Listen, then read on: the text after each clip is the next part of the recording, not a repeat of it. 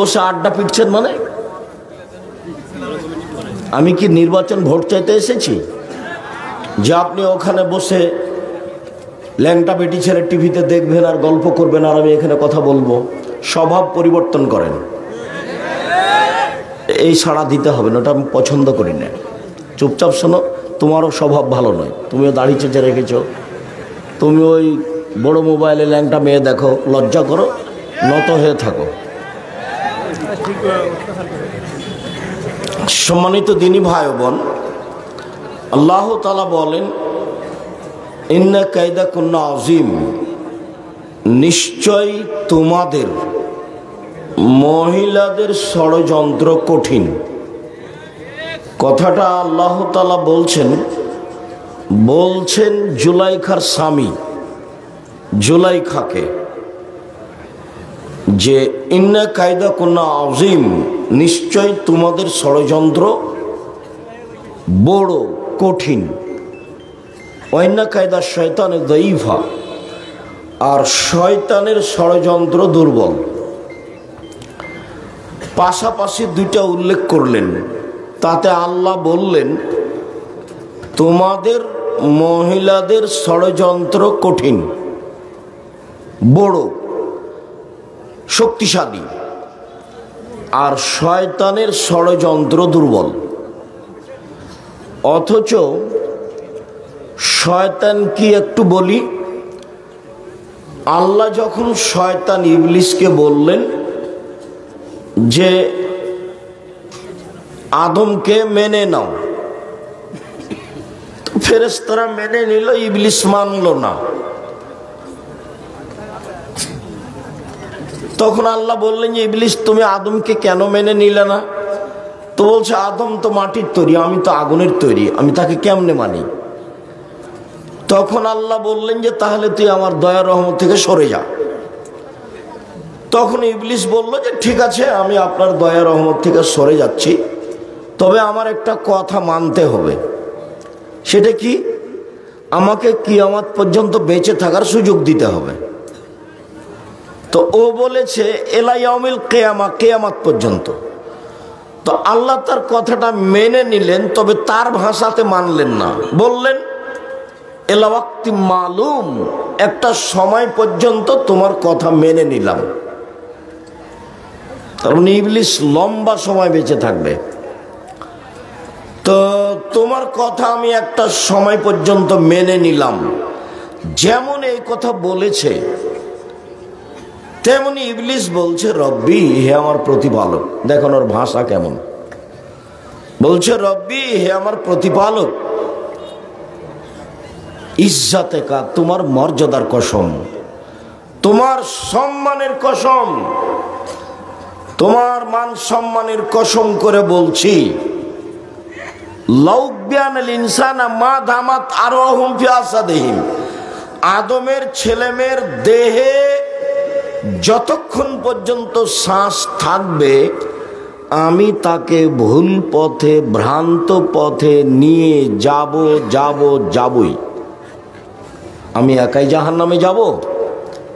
আদমের ছেলে মেয়েকে নিয়েই যাব। আদমের ছেলে মেয়ে কিভাবে জান্নাতে যায় তা আমি দেখে ছেড়ে দেব। এই কথা ইবলিস বলল। তখন আল্লাহ বলছেন শুনে রাখ ইবলিস, ইজ্জতি ওয়া জালালি ওয়া ইরতিফায়ে মাকানি, আমার সম্মানের কসম, আমার ইজ্জতের কসম, আমার মর্যাদার কসম, আদমের ছেলে মেয়ে যতবার বলবে আমার ভুল হয়েছে ততবার আমি তাকে ক্ষমা করে দেব। তবে আল্লাহ এ কথা বললেন না যে তুই পারবি না, তোকে ভুল পথে নিয়ে যেতে পারবি না, এ কথা বলেননি। বলেছেন যে আদমের সন্তান ভুল করার পরে যদি আমাকে বলে ভুল হয়েছে তাহলে আমি তাকে মাফ করে দিব। এই কথাটা আল্লাহর নবী বলেছেন কুল্লু বানি আদম খাত্তা, আদম সন্তানই পাপী। খায়রু খাত্তাইনা তাওয়াবুন, উত্তম পাপী ওরাই যারা পাপ হয়ে গেলে ক্ষমা চায়। এই কথাটাই আল্লাহ তাআলা কোরআন মাজিদে বলেছেন ইন্নাল ইনসানা লাফি খুসর, নিশ্চয় মানুষ ক্ষতির মধ্যে, মানুষই পাপী। ইল্লাল্লাযীনা আমানু, তবে যারা ঈমান এনেছে, ওয়া আমালুস সালিহাত, সৎ আমল করেছে, ওয়াতাওয়াসাউ বিল হাক্কি, হকের দাওয়াত দিয়েছে, ওয়াতাওয়াসাউ বিস সবর, ধৈর্যের দাওয়াত দিয়েছে, ধৈর্যের, এরা ভালো। ধৈর্যের কথা সবাই বলে, কেউ জানে না ধৈর্য কি জিনিস। সময় আসলে তা গালি দেওয়ার ক্ষমতা দেখি নেই, গালি দেয়। বউ হোক, ভাই হোক, দলীয় লোকজন হোক, রক্ষা করে না ঠিক মতন, বাস কিছু একটা করেই নেই। ধৈর্য মানুষ শুধু জানে শব্দটা ধৈর্য, ধৈর্য ঘোড়ার ডিম। ঘোড়ার ডিম সবাই বলে, কেউ দেখেনি। ধৈর্য ওইরকমই। ধৈর্য মানুষ ধরা জানে না, বুঝে না, শুধু খালি শুনে। তো এই ইবলিস যে আদম সন্তানকে জাহান্নামে নিয়ে যাবেই, এটা তার দৃঢ় প্রতিজ্ঞা। এই ইবলিসের ষড়যন্ত্র দুর্বল, আর মহিলাদের ষড়যন্ত্র সবল। এই কথা আল্লাহ বলছে। তুমি তো বোকা ছেলে, দিনরাত মেয়ের প্রেমে পড়ে তার ছবি দেখো, তার গান শোনো, তোমার তো বুদ্ধি নষ্ট হয়েছে। তুমি তো ইহুদি খ্রিস্টানের তালে চলো। আল্লাহ নবী বলছেন যে আমার জীবনে বড় ভয়, আল্লাহ রাসূল বলছেন আমার জীবনে বড় আশঙ্কা, আমার উম্মতের ব্যাপারে আমি খুব আশঙ্কা করি, ভয় করি। এক, আইম্মাতা মুজিল্লিন, ভ্রান্ত আলেম, মাওলানা সাহেবেরা ধর্ম বিক্রি করে খাবে, এটা আমার ভয়। মাওলানা সাহেবেরা বিকৃত ধর্ম প্রচার করবে, এটা আমার ভয়। এটা আমার 1 নাম্বার ভয়। এই কথা তিনি পৃথিবীর মানুষের সামনে বলে গেলেন। 2 নম্বরে বললেন, সাতাবদু কাবাইলু মিন উম্মতি আলা উসানা, আমার উম্মত মূর্তি পূজা করবে, এটা আমার ভয়। আমরা মূর্তি পূজা করব মানে প্রয়োজনে মূর্তির কাছে যাব, সম্মান করব, বাপের ছবি সুন্দর করে বেঁধে পাশে রাখবো। এমপি সাহেবকে বলছি, এমপি সাহেব আপনি মূর্তিটা নামান, আমি আপনার পাশে মূর্তি থাকাকালীন কথা বলতে পারি না। তা আমাকে বলছে যে আমি খাঁটি আহলে হাদিস। তো আমি বললাম যে আপনি পাশে মূর্তি রেখে খাঁটি আহলে হাদিস হলেন? দেখেন, আমি যদি আপনার যদি অনুকূলে না হয় তাহলে আমি যাই। তো যে না না না, বসেন বসেন বসেন, মূর্তি সরাচ্ছি। তো মূর্তি সরালো। আমি কোনোদিন মূর্তিওয়ালা ঘরে প্রবেশ করিনি। বহু এরকম ঘটনা আছে। রংপুরের নাম বলছি না, এক মাওলানা সাহেব এক ঘরে বসে আছে, চতুর্দিকে মূর্তি সাজানো আছে। আসসালামু আলাইকুম ভাইজান, আপনি এই ঘরে? ইন্না লিল্লাহি ওয়া ইন্না ইলাইহি রাজিউন। তখন আমাকে বলছে যে আরে আপনি তো মুহাদ্দিস আব্দুর রাজ্জাক। এই কথা বলতে আমি এই ছেলেটাকে বললাম, এই তোমার রিক্সা কোথায়, চলো, এখানে থাকা হবে না। তখন ওরা তাড়াহুড়া করে অন্য ঘরে নিয়ে গেল। নোয়াখালীতে এক ঘরে থাকতে দিয়েছে, তো এক মাওলানা বসে আছে। মাওলানা সাহেব আবার চাঙ্গা মাওলানা, আপনারা চিনেন, নাম বলি না। তো আমি দেখছি ঘরে বসে আছেন মাওলানা সাহেব, আপনি ঘরে বসে আছেন, ঘরের ভেন্টিলেটর বুঝেন আপনারা? ভেন্টিলেটর বুঝেন? সবগুলো হচ্ছে ঘোড়া। ভেন্টিলেটরগুলো কি? তো বলছে আমি আপনার ঘরে তো বসতে পারি না, তাহলে আমি ফিরে যাই। কি করতে হবে? সব ঘোড়া ভেঙে দিতে হবে। সব ঘোড়াগুলো সব ভেন্টিলেটর একবারে ভেঙে দিল সব। ঠিক আছে, পরে বসলাম।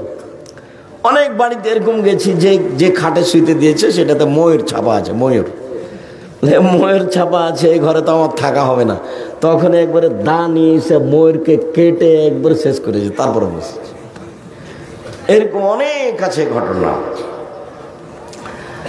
সম্মানিত দিনী ভাই বোন, বলছিলাম গাল্লা কাতালে আবওয়াব, জুলাইখা দরজা বন্ধ করে দিল। অকালাত হাইতালাক, জুলাইখা বলল তুমি আমার সাথে জেনায় লিপ্ত হও।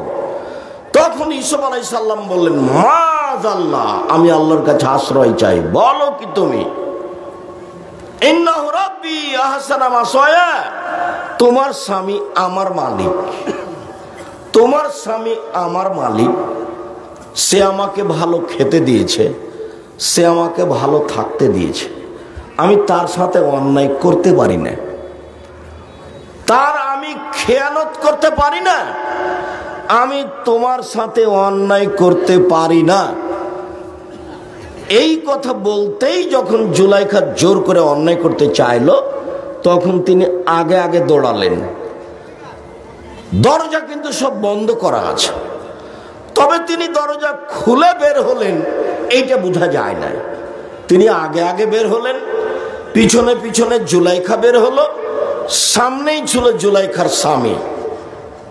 জুলাইখার স্বামীকে দেখে বলল, এই দেখেন, আপনি যাকে আদর করে লালন পালন করেন সেই আপনার স্ত্রীর সাথে জেনা করতে চাই, একে আপনি কি করবেন? আরে আপনি কি করবেন, আমি বলছি শুনেন, একে যথাযথ পিটন দিতে হবে, নইলে জেলখানায় বন্দি করতে হবে। 12 বছর জেল হলো। এর নাম নারী। খুব সাবধান, তুমি তো, তোমার মাথায় তো গোবর আছে, তুমি তো হিসাব করতে পারো না, তুমি দিন রাত তাকে নিয়ে ব্যস্ত আছো। আমার উম্মতের উপরে আমি 3টা বিষয়ে ভয় করি। 1, আলেম ওলামা ধর্ম বিক্রি করে খাবে। 2, আমার উম্মত মূর্তি পূজা করবে। 3, তালতাহিকু বিল কাবাইল বিল মুশরিকিন, আমার উম্মত হিন্দুদের সাথে মিশে যাবে। গান বাজনা বাদ্যযন্ত্র সব হিন্দুদের কাজ। তুমি 1 জানুয়ারিতে তো রাত জেগে অনেক কিছু করেছ মুসলমান হয়ে, তোমার তো লজ্জাবোধ বলে কোনো জিনিস নাই।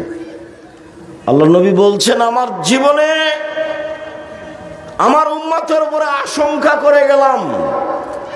1, আমার উম্মত আলেম ওলামা ধর্ম বেচে খাবে। 2, মূর্তি পূজা করবে। 3, হিন্দুদের সাথে মিশে যাবে। তারপরে বলছেন,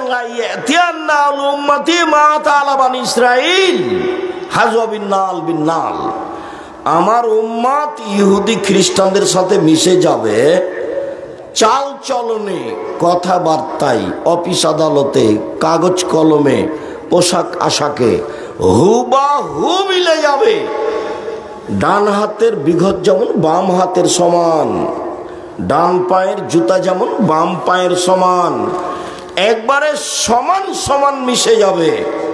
বলতে বলতে ভাষাগত নিচে নামতে লাগলেন। নেমে বলছেন, পৃথিবীর মানুষ শুনে রেখো, ইহুদি খ্রিস্টান যদি মার সাথে জেনা করে থাকে, তো আমার উম্মত তো মার সাথে জেনা করবে। বলো, তোমার মাথার চুলটা এরকম কেন? উপরে আছে চুল, বাকি চাঁচা আছে কেন?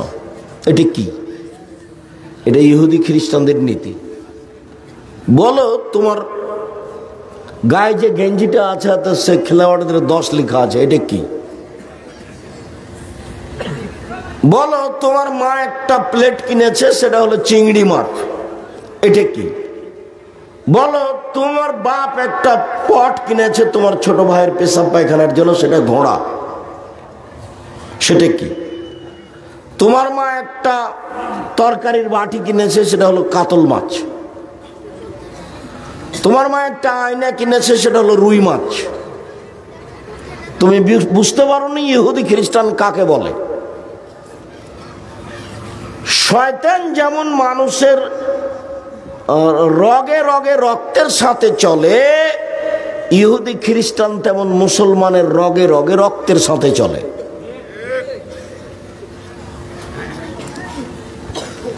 যে কোনো মূল্যে তোমাকে বিপদে ফেলতেই হবে, এটাই হলো ওদের কাজ, এটাই হলো ইবলিসের কাজ, এটাই হলো শয়তানের কাজ।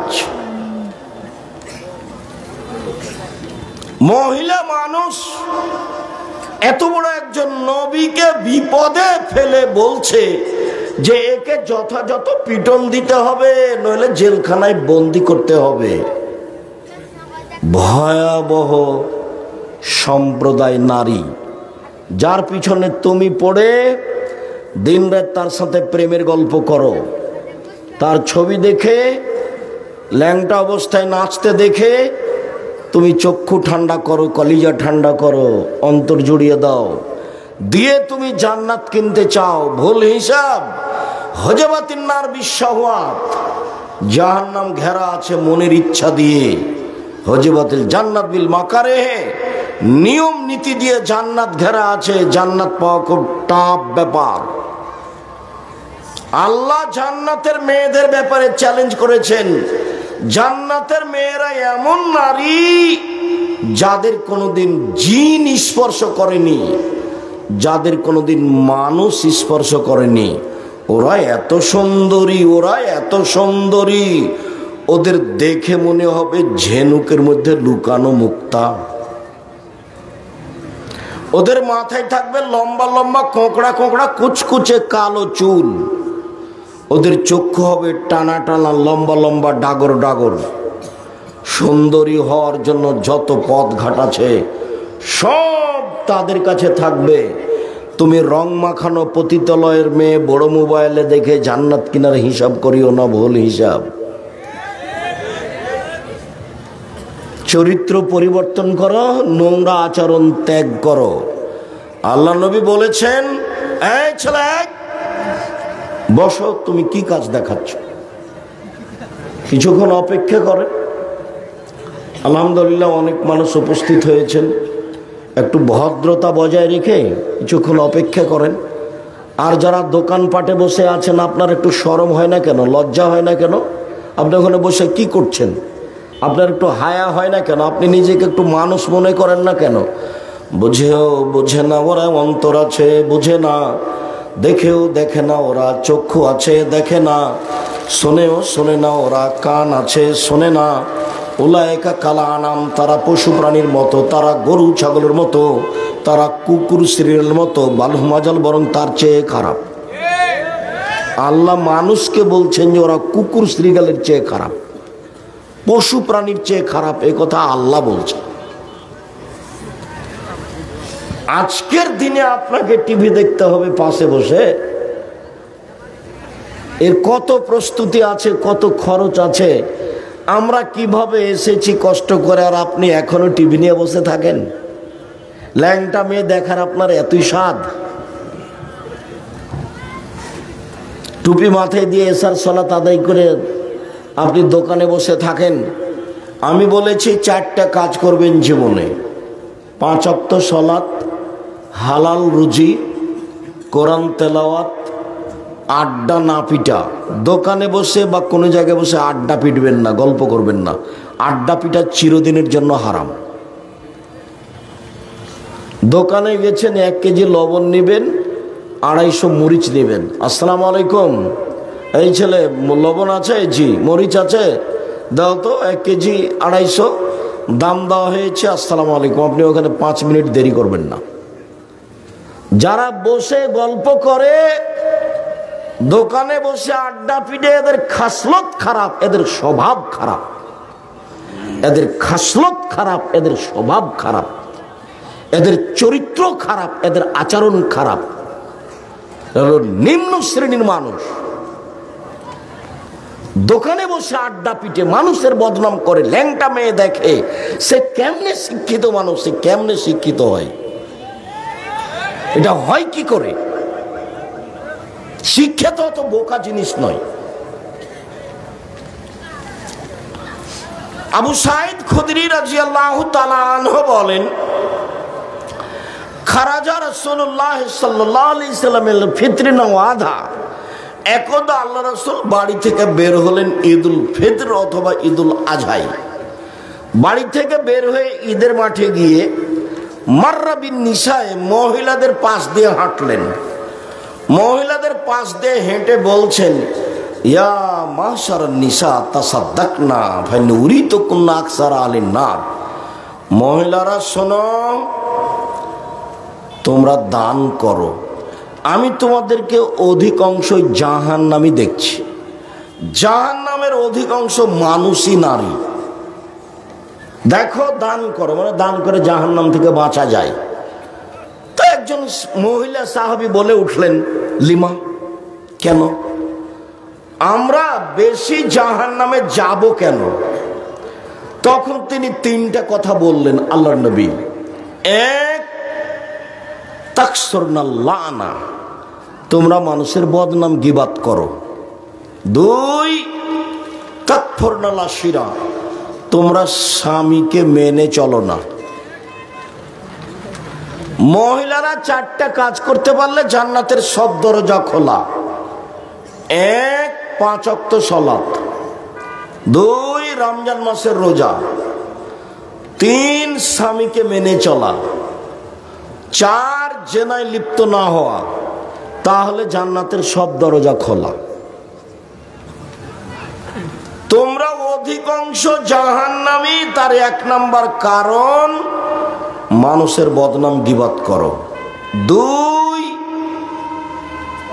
স্বামীকে মেনে চলো না। তিন, মারাইতু মিন নাকিসে তাকলিন দ্বীনিন আযহাবুল রুজুলিল হাযিম মিন ইহদা কুন্না, বুদ্ধি কম, বিবেক কম, দিন ধর্ম কম, এরপরে আমি দেখিনি তোমাদের চেয়ে কাউকে যে বুদ্ধিমানের বুদ্ধিকে নষ্ট করতে পারে। তোমরা এমন জাতি যে তোমরা বুদ্ধিমানের বুদ্ধিকে নষ্ট করতে পারো। বিবেক কম, দিন ধর্ম কম, তোমাদের বিবেক কম, তোমাদের দিন ধর্ম কম, এরপরেও তোমরা বুদ্ধিমানের বুদ্ধিকে নষ্ট করতে পারো। আমি দেখিনি তোমাদের চেয়ে কাউকে যে বুদ্ধিমানের বুদ্ধিকে নষ্ট করতে পারে তোমাদের চেয়ে কেউ। আমি দেখিনি কাউকে যে বুদ্ধিমানের বুদ্ধিকে নষ্ট করতে পারে তোমাদের চেয়ে কেউ। তোমরা যদি পুরুষ মানুষের সাথে কথা বলে একবারই হাসি দাও, একবার হাসি মুখে কথা বলো, তাহলে তার ঈমান বিক্রি হয়ে যায়। সে তখন বলে গাড়িতে উঠে, তোমার নাম কি, তোমার বাপের নাম কি, তুমি কোন ক্লাসে পড়ো, বলতে বলতে যতক্ষণ পর্যন্ত গাড়ি থেকে না নেমেছে ততক্ষণ পর্যন্ত কথা বন্ধ হয় না। এই কথা আল্লাহর নবী বলছেন, হাদিস বুখারী মুসলিম। তো বাকিটুকু আর প্রয়োজন নাই, বাকিটুকু আবার মহিলা বললেন, আমাদের দিন ধর্ম কি, আমাদের বিবেক কম কিভাবে, আমাদের দিন ধর্ম কম কিভাবে, আমাদের বিবেক কম কিভাবে? কেন বিবেক কম কিভাবে জানো না? আলাইসা শাহাদাতুর রাজুল নিসফু শাহাদাতিল মারা, একজন পুরুষের সাক্ষীর মোকাবেলায় 2 জন মহিলা লাগে। যে কোনো কাজে 2 জন সাক্ষী লাগবে, তো পুরুষ মানুষ নাই, মাত্র 1 জন পুরুষ পাওয়া যাচ্ছে। এখন আর একজন যে সাক্ষী লাগবে, তখন কি করতে হবে? 2 জন মহিলা দিতে হবে, 1 জন মহিলা দেওয়া হবে না। এই যে তোমাদের বুদ্ধি কম, সেই জন্য এটা, এই যে তোমাদের বুদ্ধি কম, সেই জন্য এটা। ও আচ্ছা, ঠিক আছে। তো তোমাদের দিন ধর্ম কম কেন বুঝো না? আলাম তুসাল্লি ওয়া তাসুম এজা হিজতে, যখন ঋতুবতী হও তখন সালাত আদায় করো না, তখন রোজা মাফ হয়, তখন সালাত মাফ হয়, রোজা কাজা হয়। যখন ঋতুবতী হও তখন সালাত নেই। তো প্রতি মাসে 6 দিন 7 দিন নামাজ পড়ো না, এই যে দিন ধর্ম কম, এই যে ইবাদত কম। আর রোজা থাকতে পারো না, রোজা কাজা করা লাগে, সিয়াম থাকতে পারো না, কাজা করা লাগে। হ্যাঁ ঠিক, এই যে দিন ধর্ম কম, এই যে বুদ্ধি কম, এরপরেও তোমরা বুদ্ধিমানের বুদ্ধিকে নষ্ট করতে পারো। আমর ইবনে আস রাদিয়াল্লাহু তাআলা আনহু বলেন, রাসূল সাল্লাল্লাহু আলাইহি সাল্লাম বলেছেন, মা তারাকতু বাদি ফিতনাতান আযারাল রিজাল মিনান নিসায়ে, আমার পরে আমি ছাড়িনি কোনো বস্তু যেটা পুরুষের জন্য বেশি বিপজ্জনক হতে পারে নারীদের চেয়ে। আমার জীবনে আমি ছাড়িনি কোনো বস্তু যেটা পুরুষের জন্য বেশি বিপজ্জনক হতে পারে নারীদের চেয়ে। আমার জীবনে আমি ছাড়িনি কোনো বস্তু দুনিয়াতে যেটা পুরুষের জন্য বেশি বিপজ্জনক হতে পারে নারীদের চেয়ে। হাদিস বুখারী মুসলিম। আবু সাঈদ খুদরি রাদিয়াল্লাহু তাআলা আনহু বলেন, আল্লাহর নবী বলেছেন, আউয়াল ফিতনা ফি বনি ইসরাইল কানাত ফিন নিসায়ে, প্রথম যে সমস্যা, বিপদ, ফিতনা নেমেছিল তা হলো নারীদের মাঝে। নারী ফিতনা, এই জন্য ওকে ঢেকে রাখতে হবে। আল্লাহ রাসূল বলছেন আল মারাতু আওরা, মহিলা হচ্ছে ঢেকে রাখা জিনিস, তাকে ঢেকে রাখতে হবে, খোলা রাখা জিনিস নয়। এই ছেলে থামো।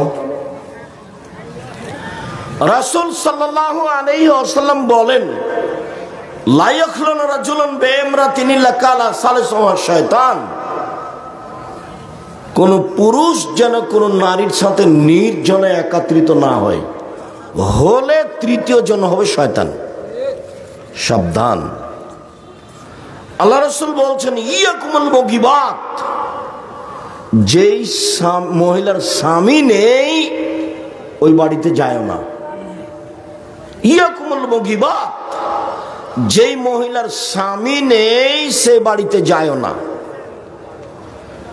আবু হুরায়রা রাদিয়াল্লাহু তাআলা আনহু বলেন আল্লাহর নবী বলেছেন ইয়াকুমুদ দুখুল আলা নিসায়ে, সাবধান, মহিলা যেখানে আছে সেখানে যায়ও না।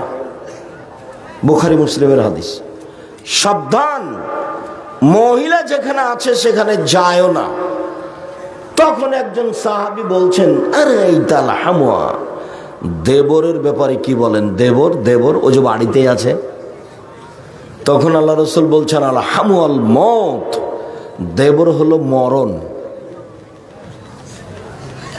মানুষ হিসাবে মহিলারা নিজেকে যত সংরক্ষণ করবে পুরুষ হতে, তার সবচেয়ে বেশি সংরক্ষণের মানুষটা হচ্ছে দেবর।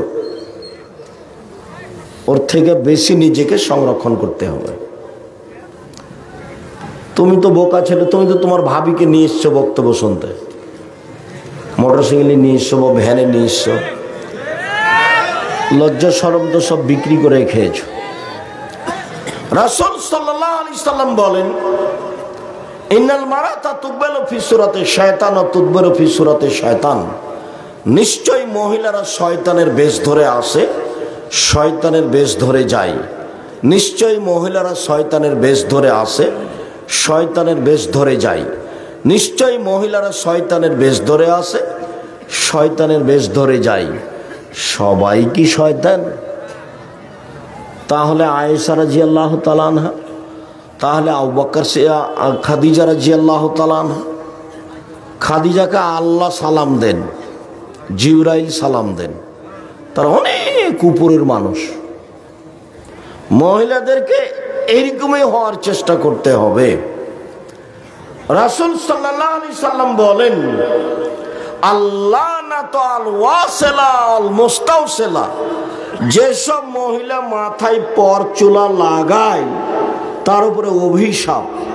অল ওয়াসিমা আল মুস্তাওসিমা, যেসব পুরুষ মহিলারা উল্কি করে গায়ে তাদের উপরে অভিশাপ।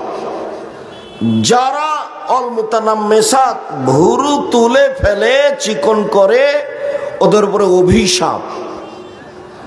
অল মুতাফাল্লিজাত, যারা দাঁত চিকন করে ছিলে, এদের উপরে অভিশাপ।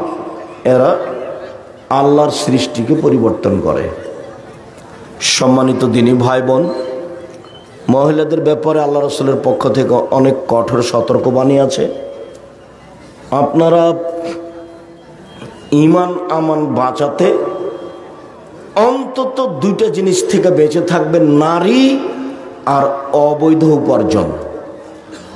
নারী আর অবৈধ উপার্জন আপনাকে বেশি বেকায়দায় ফেলবে। এই ব্যাপারে আপনি সাবধান থাকবেন। সব সময় আল্লাহর কাছে আশ্রয় চাইবেন। আল্লাহ যেন আপনাকে নারী এবং সম্পদ দিয়ে পরীক্ষা না করে। সম্পদ আপনি উপার্জন করেন, বৈধ অনেক সম্পদ উপার্জন করেন। আমি নারীদের ব্যাপারে আপনাদেরকে সতর্ক সাবধান করে আপাতত আজকের মতো কথা এখানেই শেষ করলাম। একটাই ছেলে থামুন। মনে রাখতে হবে জামিয়া সালাফের অনেক দিন প্রচারের মাধ্যম আছে। তার বড় মাধ্যম হচ্ছে প্রতিষ্ঠান নিজেই, দেশের সবচেয়ে বড় প্রতিষ্ঠান। বড় মাধ্যম হচ্ছে আল ইতেসাম পত্রিকা, যেটা সাথে আছে। বড় মাধ্যম হচ্ছে সারা দেশ জুড়ে আর দাওয়া ইলাল্লাহ, দেশ জুড়ে মক্তব্য পরিচালনা করতে হবে। যাওয়ার পূর্বে আব্দুল্লাহর বইগুলি নিয়ে যাবেন। ফিলিস্তিনের উপরে লিখেছে, বুখারীর ব্যাখ্যা লিখেছে ব্যতিক্রম, মিন্নাতুল বারি, অন্যান্য বই আছে, বিশেষ করে আল ইতেসাম পত্রিকা নিয়ে যাবেন, কয়েকটা জিজ্ঞাসা আছে। আর আমার বই আছে আরো সমঅধিকার নাই, মর্যাদা চাই, আব্দুল্লাহ রাম্মার বই লেখা আছে নারীদের ব্যাপারে, অতীব গুরুত্বপূর্ণ। আর কেন এই নির্যাতন, কি তার প্রতিকার, নারীদের এই নির্যাতন কেন, কি তার প্রতিকার হতে পারে, আমি আপনাদেরকে হাতের বাম থেকে এইসব বইগুলি নেওয়ার জন্য আন্তরিকভাবে অনুরোধ জানাচ্ছি। সূরা বাকারা, সূরা ৩, সূরা গাসিয়া সহ যে সূরাগুলোর শেষে আমরা দোয়া পড়ি, সেই সূরাগুলোর শেষে দোয়া পড়া যাবে কি? শুধু গাসিয়ার যাবে, বাকি যাবে না, বাকি পড়া বিদআত। নবীজি কিসের তৈরি? নবীজি মাটির তৈরি।